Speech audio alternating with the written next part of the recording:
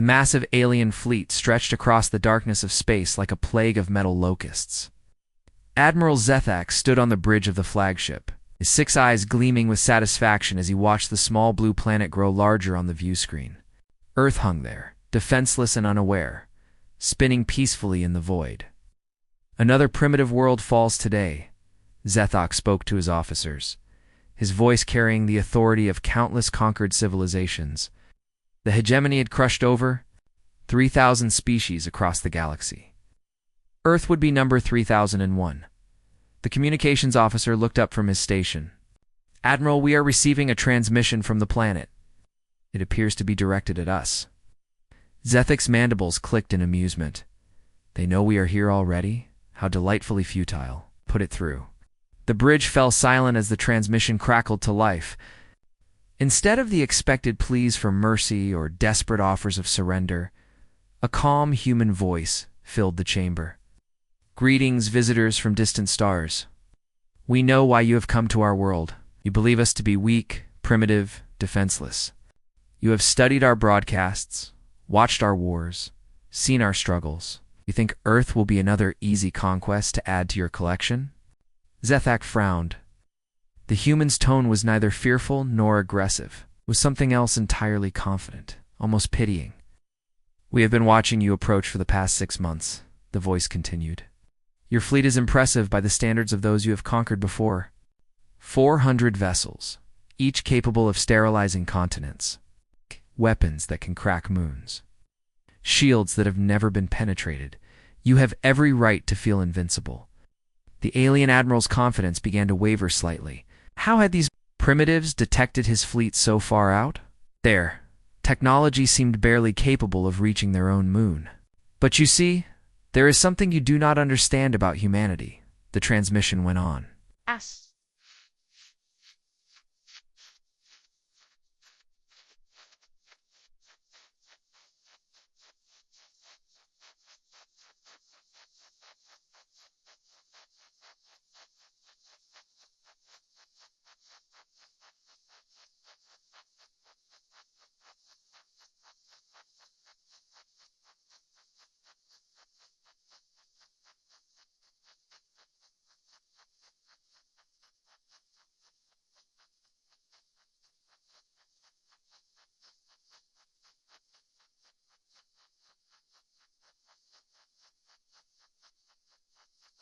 "We are not the same species you first observed centuries ago when you began planning this invasion." Zethak gestured sharply to his intelligence officer. "Explain this." "Our scouts reported a Type 0 civilization. They have not even achieved faster than light travel." The intelligence officer's skin color shifted to a nervous purple. "Sir, our last reconnaissance was conducted 50 Earth years ago. By our standards, that is merely a moment. Most species barely advance at all in such a brief time." 50 years, the human voice said, as if he had heard their conversation. "In our time, that might as well be an eternity. You see, we humans have a rather unique trait among the species of this galaxy. We adapt, we evolve, we grow, and we do it all at a pace that would terrify most civilized worlds." The view screen flickered and changed to show images of Earth from 50 years before. Cities of concrete and steel, primitive aircraft struggling through the atmosphere, crude rockets barely capable of reaching orbit. "This was us when you last looked," the voice explained. "But we never stopped moving forward. While you spent decades traveling to our world in your mighty ships, we spent those same decades preparing." The image shifted again, now showing Earth as it truly was in the present. Gleaming cities that stretched into the clouds, orbital platforms that dwarfed anything in the alien fleet, and defensive installations that made Zethak's blood run cold. "We knew you were coming," the human continued. "We have known for a very long time. Do you think we broadcast our radio signals blindly into space without considering who might be listening? Every transmission was carefully crafted, designed to make us appear weak and divided while we unified and grew strong." Zethak's officers began to murmur nervously among themselves. The fleet's sensors were now picking up energy signatures from Earth that made no sense. power levels that should have been impossible for a species that had not mastered interstellar travel. "You have conquered 3,000 worlds," the voice said. "Species that had reached the stars, civilizations older than your own. But every one of them had something in common. They'd grown complacent. They'd settled into patterns of technology and thought that remained unchanged for millennia. They were predictable." The alien admiral found himself leaning forward. Despite his growing unease, there was something hypnotic about the human's calm confidence. "Humans are different," the transmission continued. "We have never known peace long enough to grow complacent. For our entire history, we have been at war with nature, with each other, with the limitations of our own existence. It has made us into something your databases cannot account for." Suddenly, alarms began blaring throughout the alien flagship. The tactical officer's voice rose above the noise. "Admiral, we are detecting massive energy buildups throughout the system.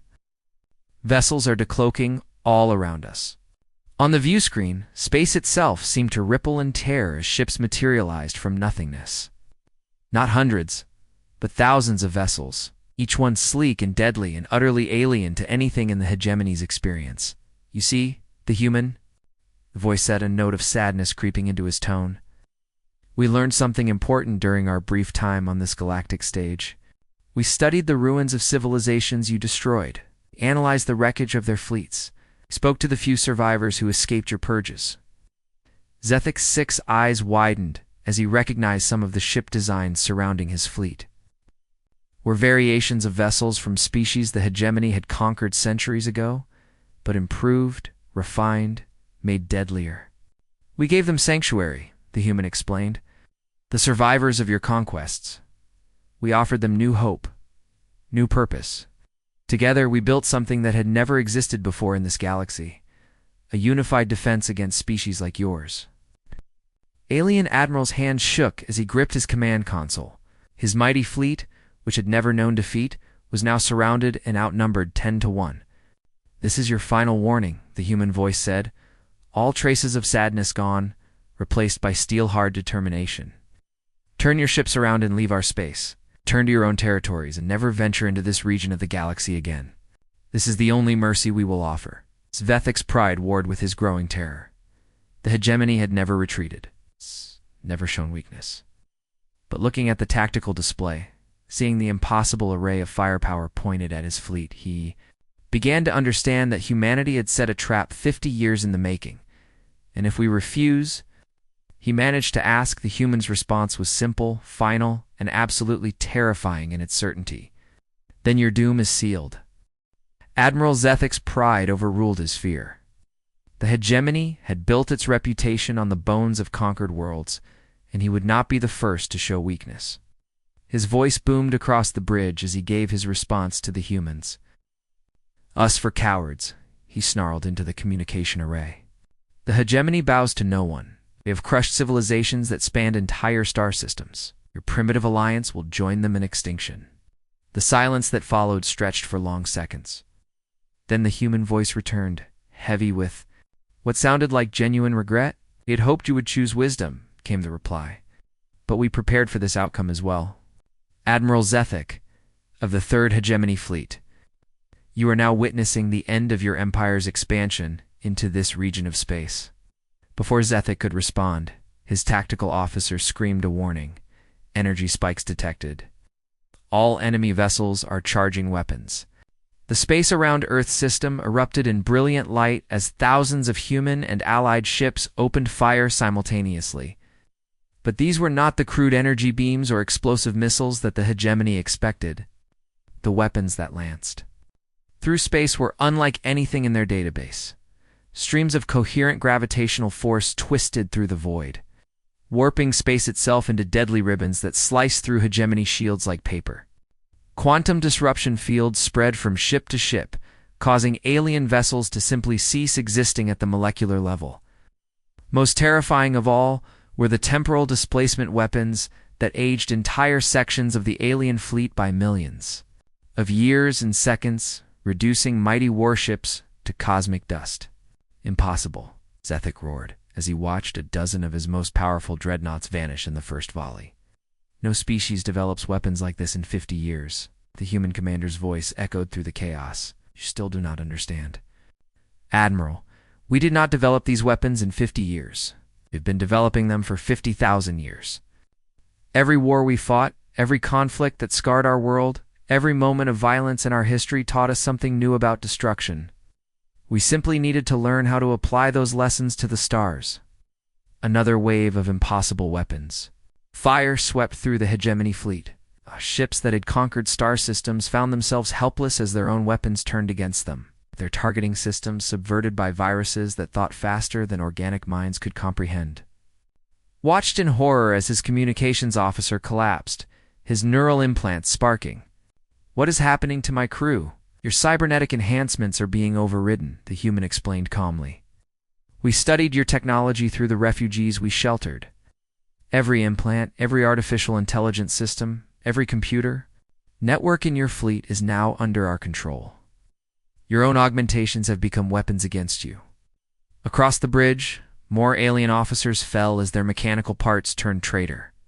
Only those few crew members who had refused enhancement remained functional, and they watched in terror as their augmented colleagues writhed in technological agony. You see, the human continued, we learned something vital from the species. You destroyed. They all made the same mistake. They trusted their machines completely. They allowed artificial intelligence to handle their defenses, their communications, their very thoughts.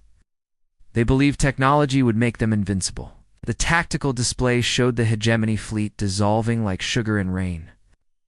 After a ship either exploded, disappeared, or turned its weapons on its own allies as human control viruses spread through their networks.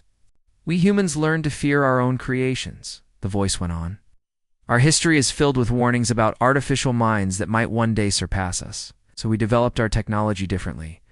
Every system has manual overrides. Every network has isolated segments. Every artificial intelligence serves at our pleasure, not the other way around. Zethak tried to give orders to his remaining ships, but his communication arrays had been compromised. Even his flagship systems were being systematically infiltrated by programs that rewrote themselves faster than his engineers could counter them. But that is not the worst part of your situation, the human said, and for the first time. There was a note of something like satisfaction in his voice. You see, we have been monitoring your communications since you entered our space. Every transmission you sent back to your homeworlds, every strategic update, every tactical report, we have been rewriting them. The blood drained from Zethak's features as the implications hit him. No, he whispered.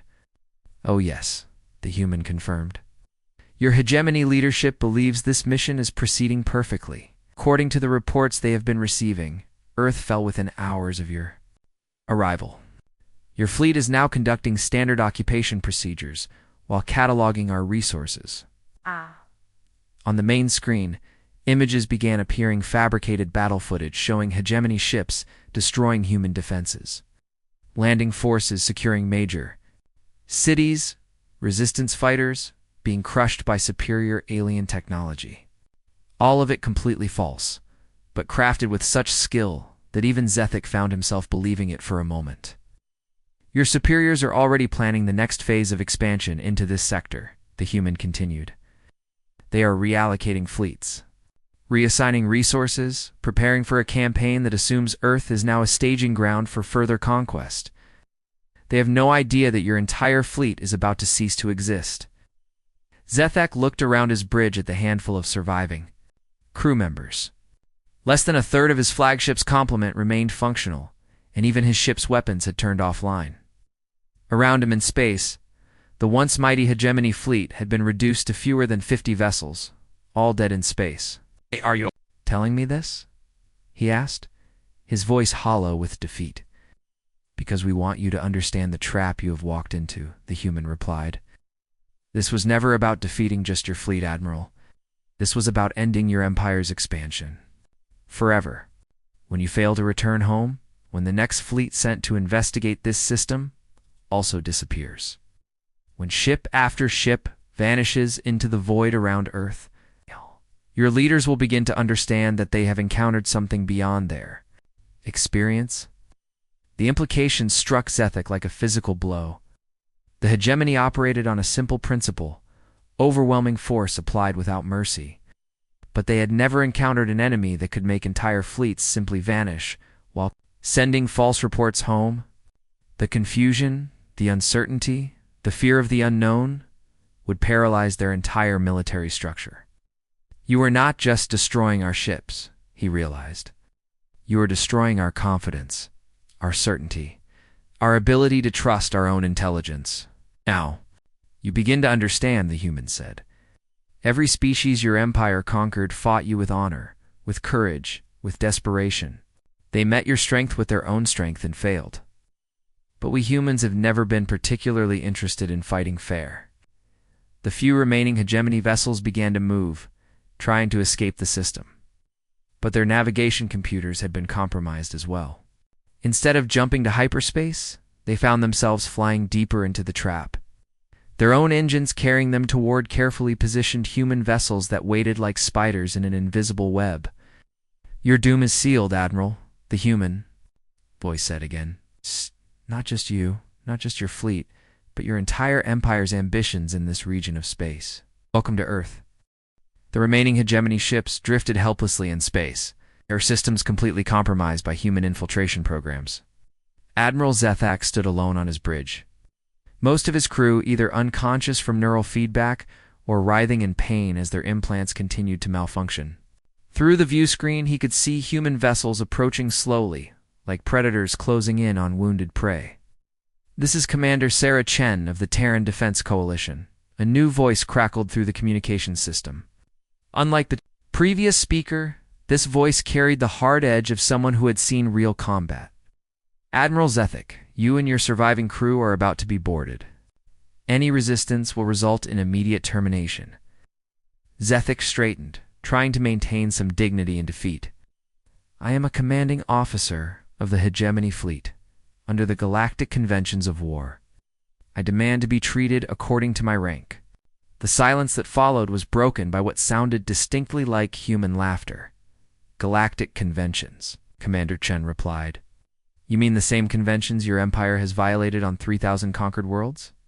The same rules you ignored when you enslaved entire species and turned their home planets into mining colonies. Through the view screen, Zethek watched as sleek human boarding pods attached themselves to his ship's hull. The magnetic clamps engaged with a resonance that traveled through the entire vessel's superstructure. The survivors we sheltered told us about your empire's methods, Chen continued. No quarter given, no prisoners taken, except for experimental subjects. Entire populations reduced to slave labor or simply exterminated for efficiency. Did you really expect us to treat you better than you treated them? The sound of cutting tools echoed through the ship as the humans began breaching the hull. Zethek's remaining security chief looked to him desperately. Sir, should we prepare to repel? Boarders? Before Zethek could answer, the ship's internal sensors detected something impossible. The human boarding parties were not cutting through the hole. They were walking through it, as if it were air. His security chief stumbled backward as figures in sleek armor materialized directly on the bridge through what had appeared to be solid bulkheads. Phase-shifting technology. Commander Chen's voice now came from one of the armored figures standing before them. How? She removed her helmet, revealing a scarred face and eyes that had seen too much death. Another gift from your empire's former victims. The Zephyrians developed it before you glassed their homeworld. We perfected it. Zethak found himself surrounded by humans who seemed to move through matter at will. Their weapons remained holstered, but the threat they represented was absolute. These were not the soft, pampered beings his intelligence reports had described. These were warriors forged in conflicts his species could barely imagine. You want to know how we became so dangerous so quickly? Chen asked, seeming to read his thoughts. It was not just technology, Admiral. It was something your empire could never understand. Cooperation born from shared suffering. She gestured to her team, and Zethek noticed for the first time that not all of them were human. Among the boarding party were beings from species he recognized, survivors of worlds hegemony had destroyed decades or centuries ago. This is Lieutenant Kethfer Chen indicated a tall, crystalline being whose species had supposedly been extinct for 200 years. His people developed quantum tunneling weapons before your fleets arrived. This is Sergeant Morden. She pointed to a creature that looked like living shadow, whose race created the neural infiltration viruses now controlling your computers.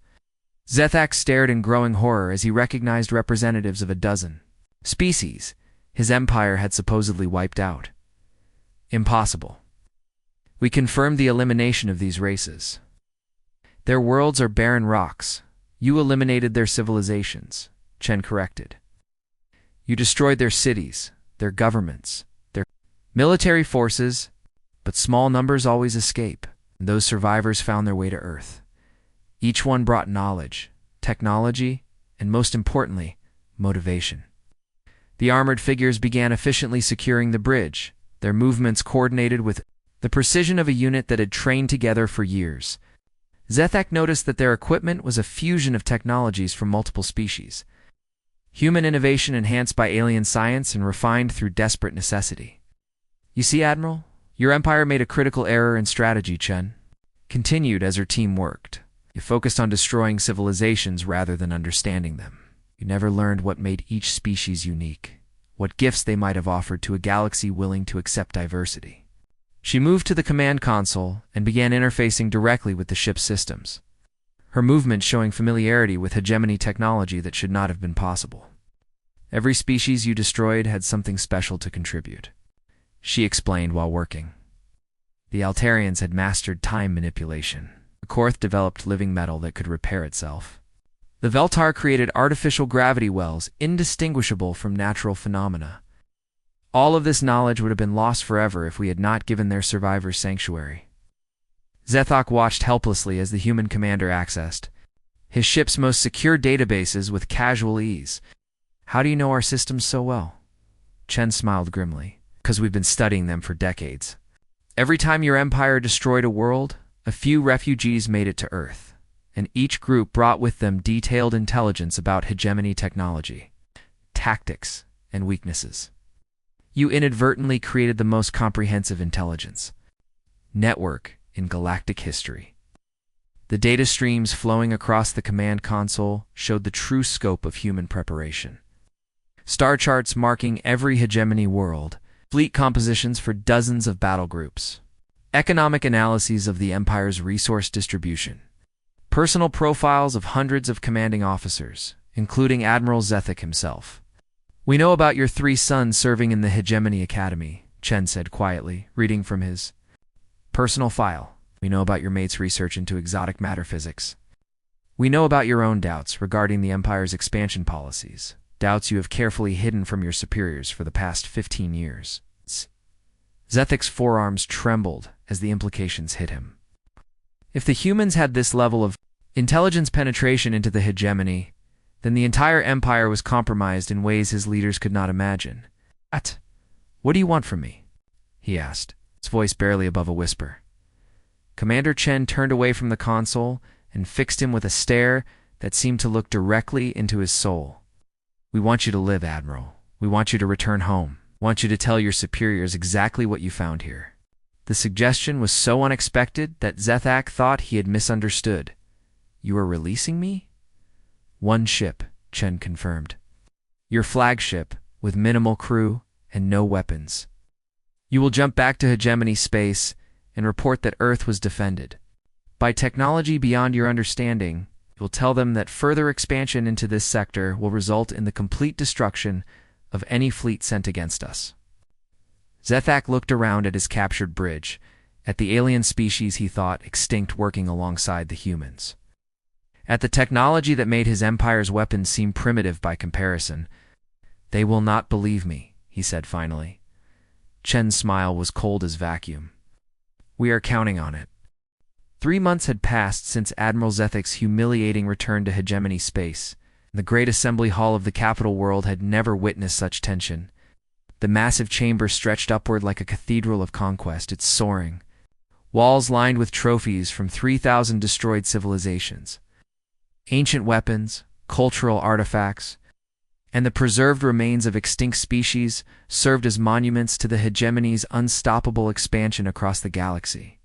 At the center of this temple, two dominations sat the High Council, 12 of the most powerful beings in known space. Their combined authorities spanning millions of star systems and trillions of subjects. Supreme. Commander Vorthak dominated the proceedings from his elevated throne, a massive construction of rare metals and exotic crystals that had been crafted from the ruins of the First World the hegemony had conquered 6 centuries ago. His imposing form, enhanced by centuries of genetic modification and cybernetic augmentation, represented the pinnacle of hegemony evolution.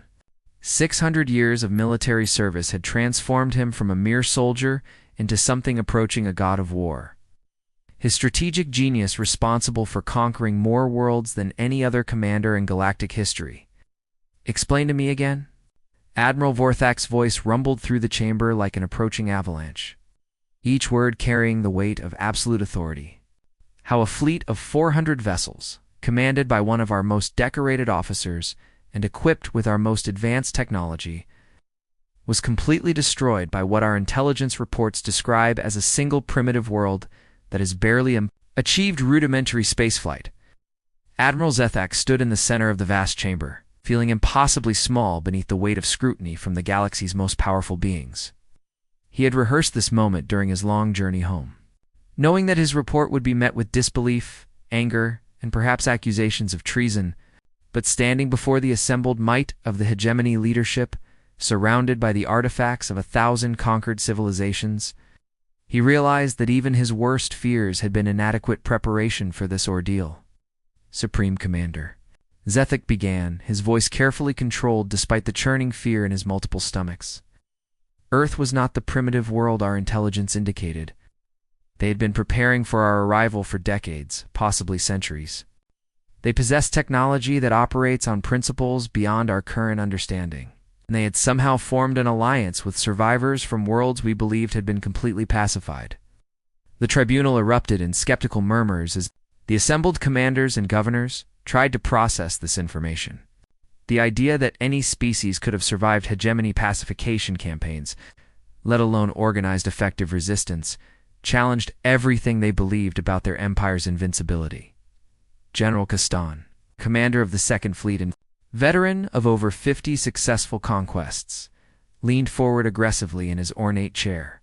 His scarred carapace bore the marks of countless battles, and his reputation for ruthless efficiency was legendary throughout hegemony space. You claim that extinct species have somehow returned from oblivion to aid these humans? Are we to believe that the dead have risen to fight us, not returned from the dead?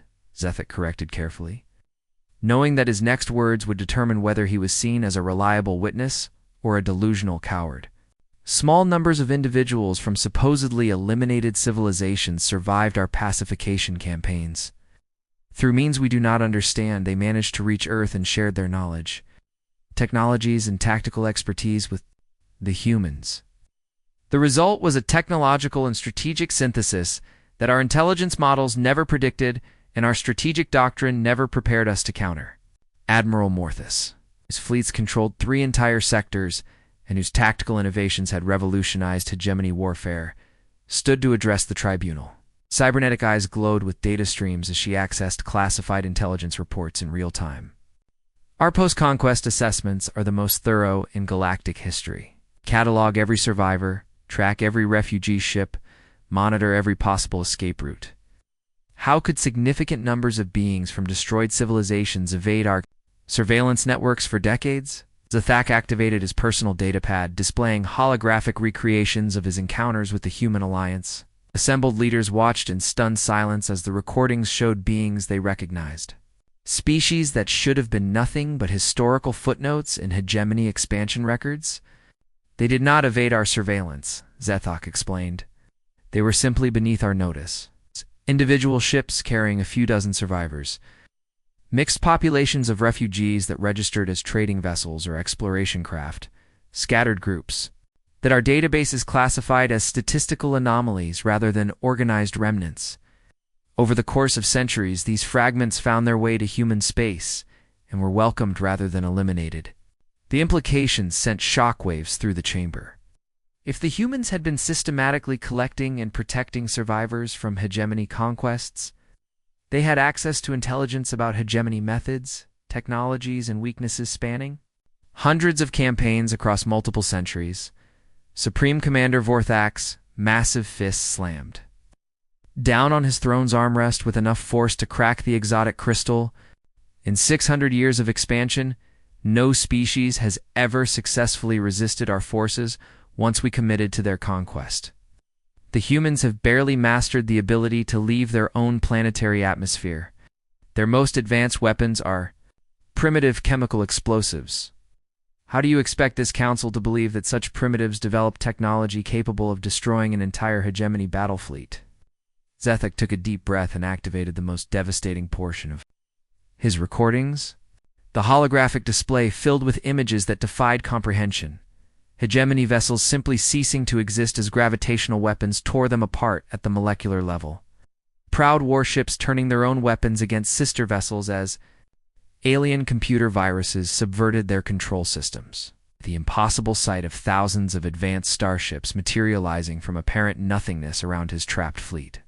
The gravitational lance technology alone represents an advancement beyond anything in our current research programs, Zethek explained, as the Council watched their supposedly invincible technology being casually destroyed. But far more concerning was their ability to completely subvert our cybernetic systems. Every ship in the fleet with artificial intelligence components was compromised within minutes of the engagement beginning. Our own technology became weapons in their hands. Fleet Admiral Korthvel, the ancient being who had designed much of the hegemony cyber warfare doctrine, spoke with obvious skepticism. His species had been among the first to join the hegemony voluntarily, contributing their advanced computational abilities to the Empire's expansion. Our cyber warfare protocols have evolved through 6 centuries of refinement. The security systems protecting our AI networks incorporate countermeasures against every known form of electronic intrusion. No civilization has ever successfully penetrated our digital defenses. That is exactly what made us vulnerable, Zethek replied, knowing that his explanation would sound like heresy to beings who'd built their careers on the assumption of hegemony technological superiority. The humans did not attack our security systems directly. Instead, they turned our own advancement against us. Every cybernetic implant became a pathway for infiltration. Every AI system became a potential weapon. Every automated process became a vector for sabotage. He gestured to his own head, where the faint scars from reconstructive surgery were still visible. Even now, 3 months after the battle, hegemony technicians were not entirely certain that the human infiltration programs had been completely removed from the neural interfaces of surviving crew members. They knew our systems better than we did, Zethek continued, his voice carrying the weight of bitter experience. Every refugee we created became a source of detailed intelligence about our technology, our tactics, our strategic doctrine. While we believed we were maintaining security through the elimination of witnesses, we were actually providing our enemies with the most comprehensive intelligence database any military force has ever possessed about their opponents. The silence in the chamber was profound as the implications sank in. The hegemony's strength had always been built on superior technology, overwhelming force, and the psychological advantage of facing primitives who had never encountered their advanced capabilities. But if their enemies possessed detailed knowledge of every hegemony system, every tactical doctrine, every strategic weakness, then the foundation of their military supremacy had been undermined. Intelligence Director Veshti, whose networks of spies and informants spanned the galaxy, finally broke the silence with a question that cut to the heart of the matter. His species was naturally telepathic, making them ideal for intelligence gathering. But even his abilities had limits when dealing with completely unknown variables. Admiral, in your professional assessment, how did these humans achieve such rapid technological advancement? Our most recent reconnaissance of their world, conducted less than 50 years ago, showed us civilizing. The universe was silent, but the silence was not peace. It was the silence before a storm, the silence that carried the weight of 1,000 battles yet to come. In the cold expanse of space, where stars flickered like dying candles in an endless night, Earth stood defiant. Humanity, scarred but unbroken, sent forth its final transmission, a warning that was not a plea. Not a cry for mercy, but a declaration carved into eternity. Your doom is sealed. Inside the last command center on Earth, the room pulsed. With an eerie glow, walls of holographic displays projected Earth's cities, its defenses, and the massive alien fleet that had emerged from the abyss. Red emergency lights washed over the faces of commanders and scientists, shadows stretching like claws across the steel walls. Every console buzzed with static, sparks flew from damaged wires, and warning sirens pulsed like a dying heartbeat. The transmission beam, brighter than any star, was locked onto the alien mothership that blotted out half the sky. The alien vessel was unlike anything humanity had seen. Its surface was a jagged fortress of blackened steel, pulsing with rivers of molten red energy. Towering spires jutted outward like the ribs of some ancient beast, and massive tentacle-like extensions coiled around its hull, sparking with alien plasma. Its eyes, great glowing orbs of crimson, glared down upon Earth, radiating both fury and hunger. Around it, smaller warships moved like vultures, weaving through debris fields, tightening the noose. But humanity was not without symbols of defiance. In the shattered void between the alien armada and Earth, broken satellites drifted silently, some still flashing weak signals. The wreckage of fallen human ships floated, their hulls cracked open, leaking streams of frozen oxygen. Among this graveyard of steel, a lone astronaut helmet spun slowly, its glass visor fractured. Reflected within the cracks was a haunting image: Earth, bathed in its fragile glow, and the alien mothership advancing with unstoppable force. In the control room, silence fell. Then came the voice, deep, unwavering, human. To those who come seeking conquest, know this: we are not the frail creatures you believe us to be. You may burn our cities, you may tear down our fleets, but you will never erase us. We are humanity. We are defiance. Your doom is sealed. The words echoed across the cosmos, carried not just by technology, but by conviction, by the fire that no invader could extinguish. The beam of Earth's final message cut across the void, a spear of light slashing through the darkness. It struck the alien mothership, not as a weapon, but as a symbol, a signal that humanity would never kneel. Around the globe, as cities burned and oceans boiled under alien bombardments, billions of humans raised their eyes to the night sky. Some wept, some prayed, some clenched their fists, but all understood. This was not the end. This was the beginning of a legend. Close-up details painted the story in fire and shadow.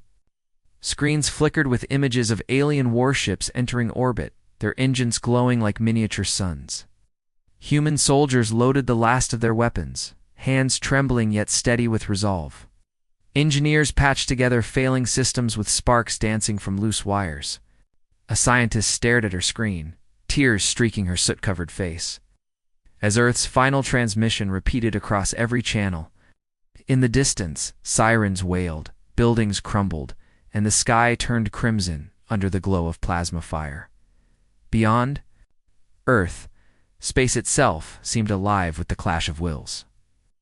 The alien mothership's armor glistened under starlight, revealing scars from humanity's desperate counterattacks. Its jagged spires dripped with liquid fire, casting reflections across the shattered remains of satellites. Swarms of alien drones, insect-like in design, buzzed around their overlords, scanning, probing, ready to descend upon Earth. Yet within the reflections of broken glass, one could still see humanity's defiance burning bright. The final transmission grew louder, its words amplified by the cosmos. We have seen the darkness of space. We have walked upon barren worlds. We have fought wars not only with weapons, but with our spirit. You call us weak, but it is you who will fall. For we do not fight for survival alone, we fight for tomorrow. As the words spread through the void, humanity's spirit ignited. Across every battlefield, resistance fighters rose. In underground bunkers, children huddled close, listening to the voice of their planet speak with unshakable courage. In orbit, the last human warships powered their engines, preparing for a charge they knew would end in fire. The transmission was not merely a message, it was a spark. A final defiance to light the universe against the consuming dark. And then silence returned. The beam faded, leaving only the glow of Earth, scarred yet radiant. The alien mothership remained, its weapons charging, its intent unbroken. Something had shifted. In the quiet of the void, in the reflection of shattered glass and burning skies, a truth had been spoken that no weapon could erase. Humanity may fall, but humanity would never surrender. This was Earth's final transmission. This was the roar of a species refusing extinction. And as the alien fleet prepared to strike, the words lingered across the stars, prophecy waiting to be fulfilled. Your doom is sealed. 20 years had passed since the fall of the hegemony's military might, and the galaxy had transformed in ways no species had thought possible. Former Admiral Zethek, now serving as a diplomatic liaison between his people and the growing Terran coalition, stood on the observation deck of a massive space station orbiting what had once been a hegemony fortress world. The station itself was a marvel of cooperative engineering. Its hull incorporated design elements from dozens of species, each contributing their unique strengths to create something greater than any single civilization could have achieved. Crystalline energy conduits from the restored Velinary civilization channeled power through quantum matrices developed by human scientists working alongside surviving Altarian temporal engineers. It is remarkable, is it not? The voice belonged to Commander Sarah Chen, now wearing the insignia of a coalition admiral. She had aged gracefully in the decades since their first encounter, though her eyes still held the sharp intelligence that had orchestrated the hegemony's downfall. Zethek turned to face the human, who had changed the course of galactic history. I confess, Admiral, that when you first defeated our fleets, I believed you were simply another conqueror seeking to replace us. I never imagined this.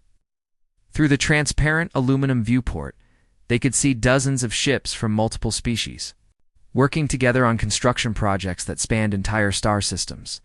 Former hegemony worlds were being terraformed using techniques that combined the best knowledge from hundreds of civilizations. Mining operations that had once stripped planets bare were being transformed into sustainable resource extraction. Systems that actually improved the worlds they touched. The funny thing about empires, Chen mused, is that they always believe conquest is the only path to prosperity. But cooperation yields far greater rewards than domination ever could. When you forced us to unite the galaxy's survivors, you accidentally created the most powerful alliance in galactic history. Haystack nodded slowly. The transformation had not been easy for his people. Entire generations had been raised to believe that strength came from imposing their will on others, learning to negotiate, to compromise. To see former enemies as potential partners had required a fundamental shift in their entire culture.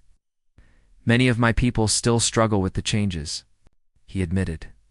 There are those who whisper that we should never have surrendered, that we should have fought to the end rather than accept this ... integration. And what do you tell them? Chen asked, though her tone suggested she already knew the answer. Zethek gestured toward the bustling activity visible outside the station. I tell them to look around. Our worlds are more prosperous now than they ever were during the height of our empire. Our people live longer, healthier lives. Our children grow up learning about the wonders of 1,000 different cultures instead of training to destroy them. It was true, though it had taken years for the former hegemony species to accept the reality. The resources that had once been devoted to maintaining massive military forces were now channeled into education, research, and infrastructure development.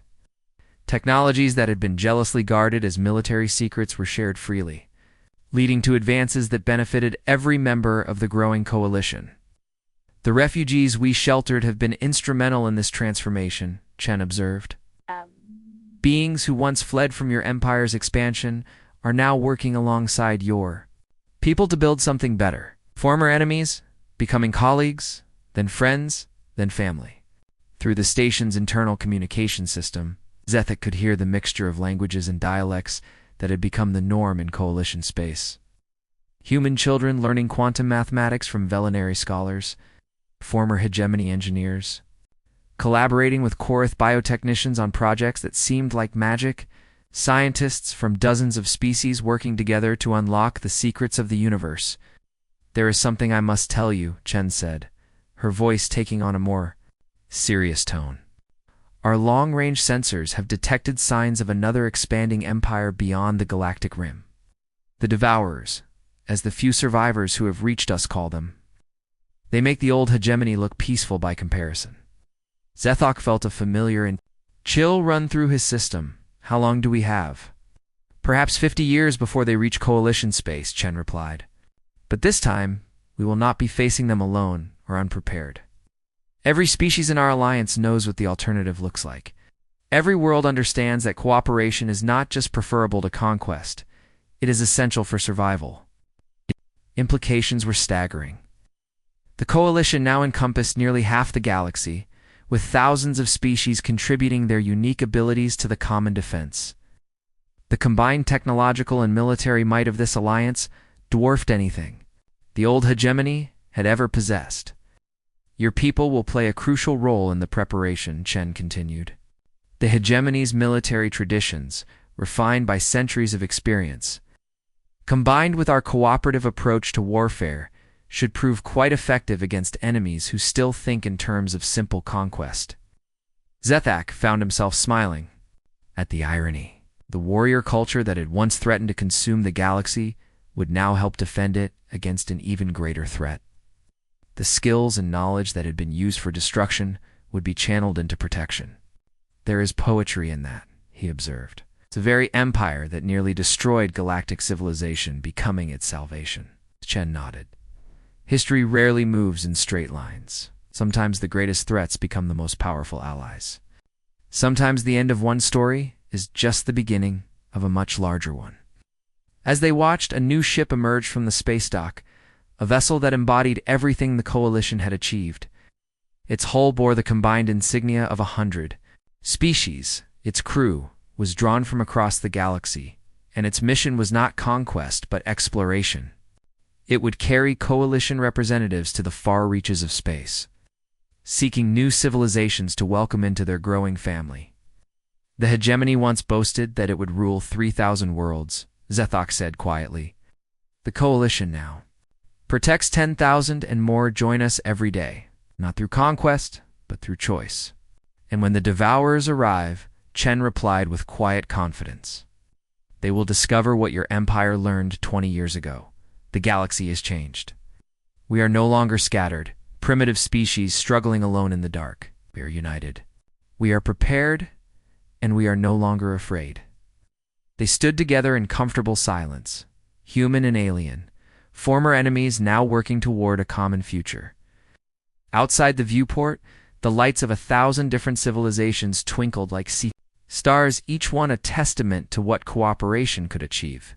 The galaxy had learned to speak with one voice, and that voice carried a simple message to anyone who would threaten the peace they had built together. Your doom is sealed not through conquest, but through the irresistible power of unity. The age of empires was over. The era of cooperation had begun, and the galaxy would never be the same.